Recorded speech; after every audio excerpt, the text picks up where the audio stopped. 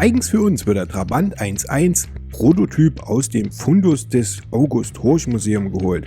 Man könnte meinen, wir sitzen in einem normalen Trabant, stattdessen sitzen wir in diesem aus 1988, den Trabant 1.1e oder wie es die Profis sagen, V020 AA.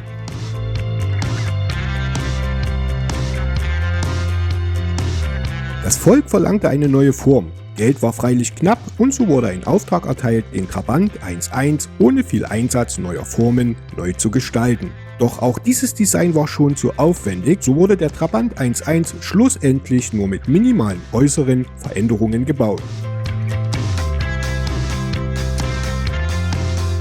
Dieser Prototyp war schon damals nicht der schönste und warum das so ist, das klären wir in diesem Video. Das ist also ein Prototyp. Thomas Müller vom August Horch Förderverein gibt uns zunächst einen kleinen Überblick über dieses Auto. Trabant 1.1e.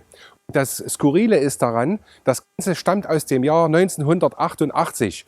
Also ein modifizierter, umgebauter 601 Trabi. Den sehen wir jetzt hier. Und die näheren Aufnahmen, die werden uns auch noch verraten, dass also im Motorraum noch einiges anders ist als bei dem späteren 1.1 Serienfahrzeug. Also angefangen schon von der Motorhaube. Hier sieht man also sehr schön diese Strukturen. Das ist also glasfaserverstärkter Kunststoff. Wir kennen ja dann später die Motorhaube vom Trabant 1.1. Das heißt also, es war eine in Handarbeit hergestellte Stahlmotorhaube. Somit ist der Trabant 1.1 der Wagen mit dem höchsten Metallanteil, den man sich also hier vorstellen konnte.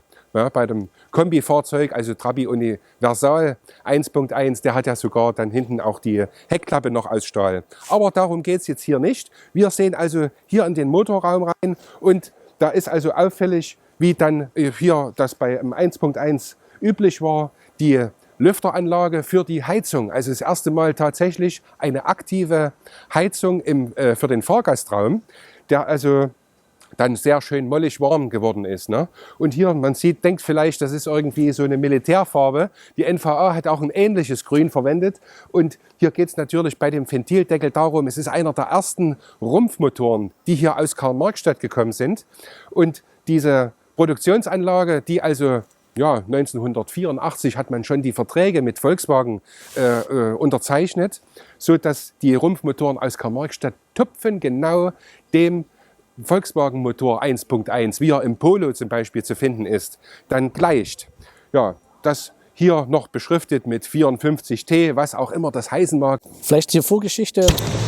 Matthias Kaluza und seine Erzeugnisse haben praktisch schon viele Oldtimer-Freunde live gesehen. Während des Studiums führte er auftragsbezogene Designaufgaben für die VEB Sachsenring Automobilwerke in Zwickau aus. 1988 wurde Kaluza Chefgestalter des IFA-Kombinat PKW in Karl-Marx-Stadt.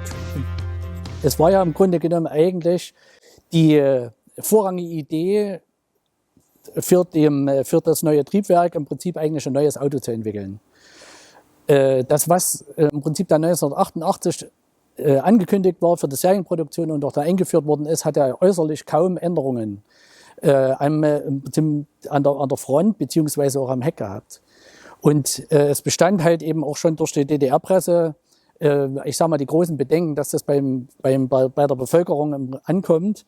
Und deswegen wurde dann eine ganz kurzfristige Aufgabe ausgelöst, noch am Ende 1988 im Spätherbst, dass man im Prinzip halt eben nochmal einen Versuch riskiert, Front- und Heckgestaltung des Trabants im Prinzip zu modernisieren.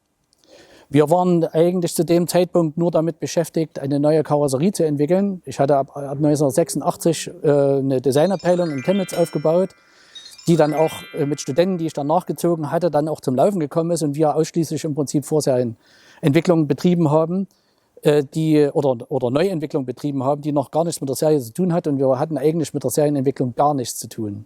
Das wurde in der Nacht- und Nebelaktion im Prinzip dann umgesetzt, erst als Modell vorn mit Purschaum, der dann versiegelt worden ist mit glasfaserverstärktem Kunststoff, um als Anschauungsmodell erstmal vorgestellt zu werden. Das fand im Grunde genommen an einem Wochenende von Freitag bis Sonntagabend statt, ohne Beteiligte im Werk. Ich habe das im Musterbau im Sachsenringwerk dann halt eben bewerkstelligen müssen.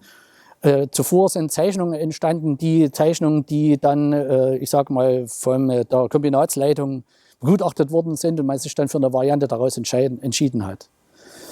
Es sind da noch die Zeichnungen existent, die waren etwas harmonischer, als im Prinzip am Ende das rausgekommen ist. Weil wie so oft ist es ja bei Designentwicklungen so, dass man, ich sag mal, dort ja etwas progressiver mit den Formen umgehen kann, die dann im Grunde genommen durch die Fertigung halt eben etwas umgeändert werden. Und das ist dann hier der Fall gewesen. Also ich hatte das hier vorne noch etwas weiter rausgezogen. Das ist alles flacher ausgefallen, weil man natürlich im Grunde genommen nicht so viele Änderungen von den Innenteilen dann noch zusätzlich wollte, weil ja sowieso schon sehr viele Innenteile von dem Fahrzeug geändert worden sind. Der Unterschied war, dass wir im Grunde genommen eher mehr die Stoßfänger noch weiter in die Karosserie integrieren wollten und vorne mit einer gesamten Frontmaske, Scheinwerfer, Kühler komplett integrieren mussten, beziehungsweise wollten, dass sozusagen nur noch ein Frontteil existiert gegenüber dem Trabant, der noch die Lampenringe hatte. Beim Heck ist es dann im Prinzip wieder was ganz anderes. Dort ging es dann darum, dass man zumindest diese Beladefähigkeit, Ladekante bis runterzieht, bis zum Stoßfänger. Deswegen ist dort eine ganz andere Klappe entstanden, die auch im Grunde genommen als auf GFK-Teil erstmal hergestellt worden ist. Man sieht ja hier noch die GFK-Strukturen, die wir im Grunde genommen dann hier angepasst haben. Hätte aber eben abermalig noch eine komplette Änderung der Kontur hier bedeutet und hinten im Grunde genommen eine andere Konstruktion. Weil ja im Grunde genommen das Heckteil oben zur Steifigkeit in der Karosserie beim Originaltrabant halt beiträgt, was ja dann hier so nicht gegeben ist, sodass man unten im Prinzip hätte eine viel größere Verstärkung bringen müssen. Das war mit angepasst. Das stammt halt eben noch aus der Zeit, wo wir das im Grunde mit Purschaum dann angefertigt hatten. Und da das ja alles schnell gehen musste, ist es dann einfach bloß mit Acrylfarbe angemalt worden.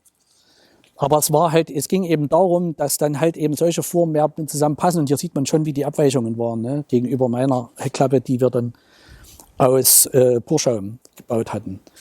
Ne, das wäre etwas harmonischer dann halt eben noch gewesen vom Teil her. Aber es hätte bedeutet, dass noch Teile, die schon bereits entwickelt waren für den Trabant 88, im Grunde genommen nochmal neu entwickelt hätten werden müssen. Da war aber gar kein Potenzial mehr da, was die Reibung zwischen Daumen und Zeigefinger bedeutet. Dieser Prototyp war schon damals nicht der schönste. Warum das so ist, das klären wir jetzt auf. Das war ein ungeliebtes Kind. Ich mag das bis heute nicht, weil man eine Karosserie, die eigentlich, ich sag mal, von End-50er Jahren mit im Prinzip der Regenrinne entstanden ist und dann dazu halt eben ein modernisiertes Gesicht und ein modernisiertes Heck macht, im Grunde zu dem Auto einfach nicht passt. Deswegen mag ich im Grunde genommen dieses einzelne Musterstück überhaupt nicht. Gut, das war's.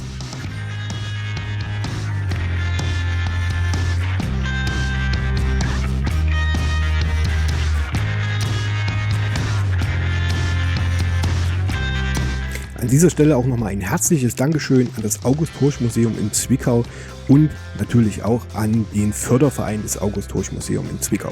Vielen Dank.